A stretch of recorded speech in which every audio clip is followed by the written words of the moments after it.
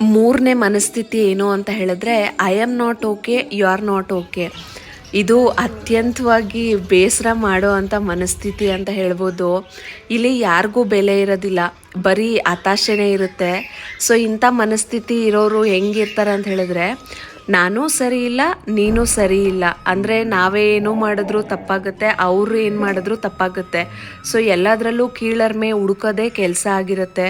ಮತ್ತು ಲೈಫೇ ವೇಸ್ಟು ಅಂತ ಅಂದ್ಕೊಳ್ತಾರಲ್ಲ, ಅವ್ರ ಮನಸ್ಥಿತಿ ಈ ರೀತಿಯಾಗಿರುತ್ತೆ. ಇನ್ನು ನಾಲ್ಕನೇ ಮನಸ್ಥಿತಿ ಏನು ಅಂತ ಹೇಳಿದ್ರೆ, I am okay, you are okay. ಅಂದರೆ ನಾನು ಸರಿ, ನೀನು ಸರಿ ಅಂತ. ಇದೇ ಅಸಲಿ ಮಂತ್ರ.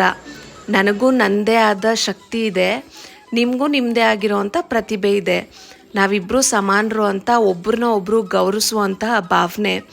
ಆ್ಯಕ್ಚುಲಿ ಎಲ್ಲರಿಗೂ ಈ ರೀತಿಯಾಗಿರುವಂಥ ಭಾವನೆ ಇದ್ದರೆ ಮಾತ್ರನೇ ನಾವು ಜೀವನದಲ್ಲಿ ಎಲ್ಲರನ್ನೂ ಒಳ್ಳೆ ರೀತಿಯಾಗಿ ಕಾಣ್ತೀವಿ.